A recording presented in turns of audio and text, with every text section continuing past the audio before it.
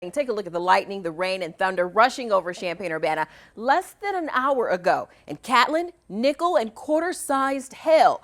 Right now, Fox Champaign's Doug Quick says this storm is moving southeast and should pass soon. He's live in Hubson with clearer skies at the National Sweet Corn Festival. Doug, this weather is crazy.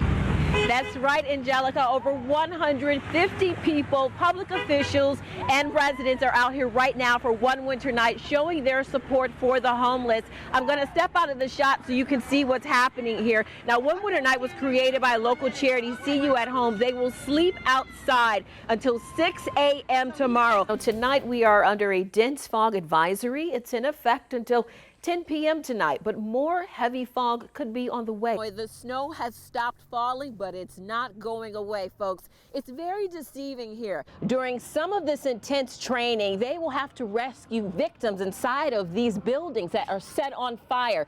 This one is pretty heavy. I can't pick it up. 185 pounds is the approximate weight. Now imagine doing that in a burning building with smoke everywhere and you can barely see. In other news, this technology could be the new way hospitals monitor brain traumatic injuries in the future, and it's smaller than my thumbprint. Welcome back. You know, Doug said a bad word earlier. You said snow. Snow, yeah. Denton, Texas police are on high alert after two churches received 2 bomb threats in 2 days. Right now, you can hear them right in front of me, right in front of the Champaign Police Department, and they are coming together with one message. Joining us now is Patricia Avery with the NAACP Champaign County. And Patricia, tell us, what is the message? Secretary of State John Kerry is in Moscow, where he's meeting with Russian President Vladimir Putin to discuss the conflict in Syria. Earlier, Kerry met with the foreign minister. Washington wants the Kremlin to help push for peace. Welcome back. Tonight kicks off the Champaign County Fair. Fox Champaign's Doug Quick joins us live from the fairgrounds. I need funnel cake, Doug.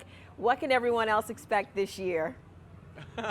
Every time there's any kind of a holiday that happens, the pressure is on for our weatherman meteorologist to say, is it going to snow? Is it going to rain? Good weather? The pressure's all on him right now. Yeah. There is a new state law for all law enforcement, the Police and Community Relations Improvement Act. That requires all police officers to hand out this, a stop receipt. It's a new way to track interaction between police officers and pedestrians. If a police officer searches or frisks you, a new state law requires that you also get this. It's called a stop receipt. It tracks the reason for the stop, officer's name, and badge number. University of Illinois student Akia Naraku likes the new law. Really important to have these receipts because then it kind of like helps with accountability, and then people don't just get stuff for no reason at all. Jeff Christensen, University of Illinois police chief, says this new law builds upon the Illinois Department of Transportation report that showed some racial disparities in police traffic stops.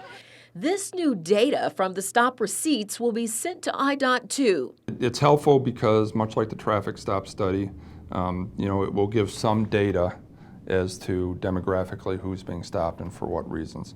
It's a new process that Christensen says is a good opportunity for police and community relations. In this instance, where they're issued a receipt, they'll know for sure why they were stopped.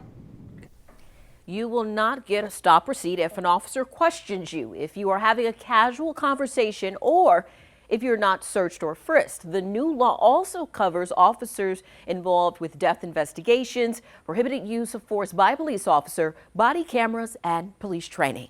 Now, for over 30 days, residents in and around Watseka have been dealing with flooding as bodies of water overflow from the Iroquois River and Sugar Creek into their homes. For one family, the nightmare started 2 weeks ago, and it has not ended.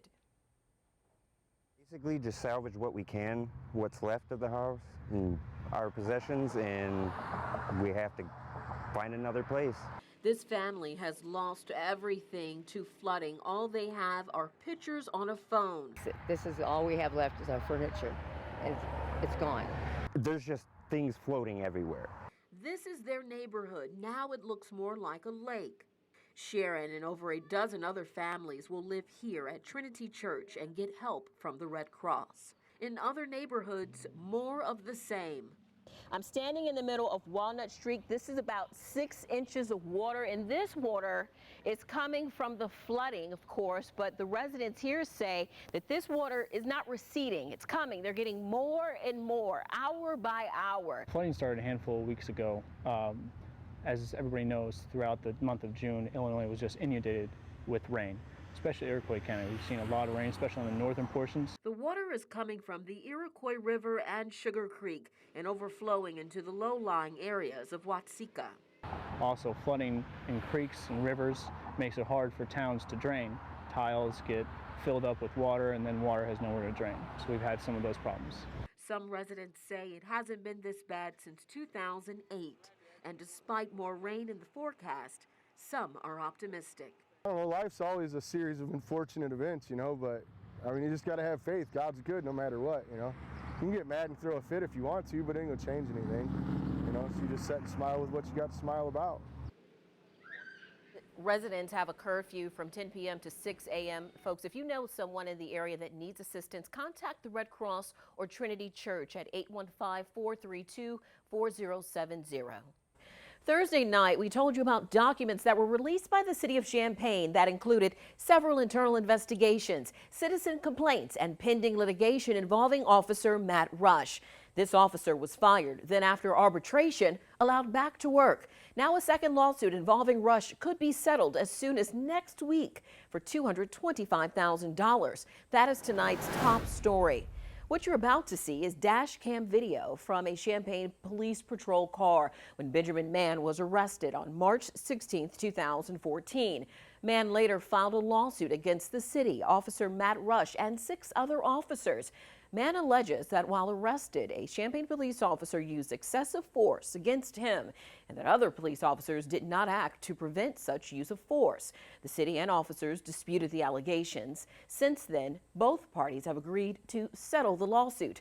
Now, Champaign City Council will have to accept the proposed settlement for $225,000. The case has been going on for a bit of time, so there's been discovery done and other processes that have happened in the case. As with all cases that are filed, we explore whether there's an opportunity to settle it on terms that we think are reasonable. The proposed settlement would release all claims against the city and police, but does not admit to any liability in the disputed claim. Meanwhile, the third lawsuit that involves Officer Rush is still in litigation. We reached out to the Illinois Fraternal Order of Police Labor Council. Here's a part of what David Wister, executive director for the organization, said about Officer Rush. Quote, Officer Rush had the legal right to have his case reviewed by an independent arbitrator who heard all of the evidence and made a ruling that was accepted by both parties. Officer Rush served his suspension and has not had a complaint against him since returning to work in the spring. We should all move forward and allow Officer Rush to continue serving the public in a job that he loves, end quote. Sick, disgusted, and angry are the feelings of some community and church leaders. Meanwhile, tonight, after seeing dash cam video of Champaign police officer Matt Rush in at least one of 3 videos linked to complaints that have lawsuits against him, and in some cases others. Patricia Avery with the Champaign County NAACP and community leader Sundiata Kaita Choja, with the support of others, said that based on the complaints against Officer Matt Rush, that the community, they want him to resign. They're also asking State's Attorney Julia Reitz to charge Rush with assault and battery and arrest him immediately because no community is safe.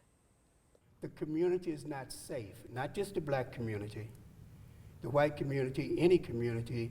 He should not be on the streets as an officer of the law. So people are on pins and needles that if he continues to serve, that it could end badly for one of our citizens, that it could be fatal. And that is why we are calling upon him to do the moral and the right thing by resigning, because once you lose the public's trust, it is very difficult, I think, in order for you to uphold your duties.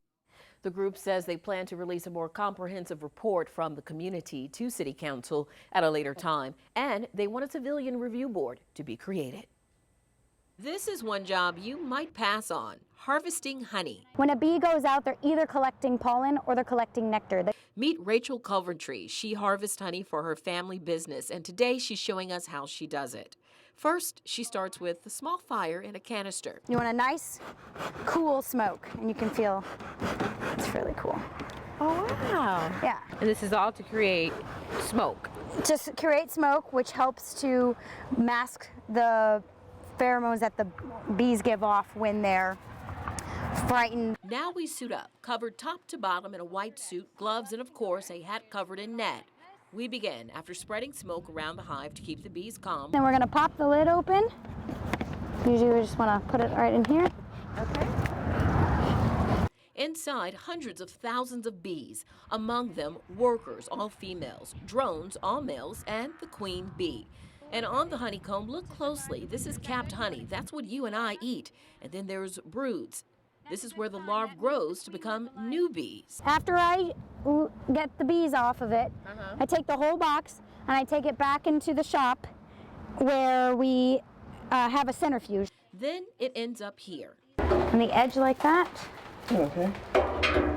And then you'll close it and you'll turn it on and it just spins. It collects in the bottom and then you have a tap down here. And then we have a strainer that we strain it through. Then we bottle it. That's the last step.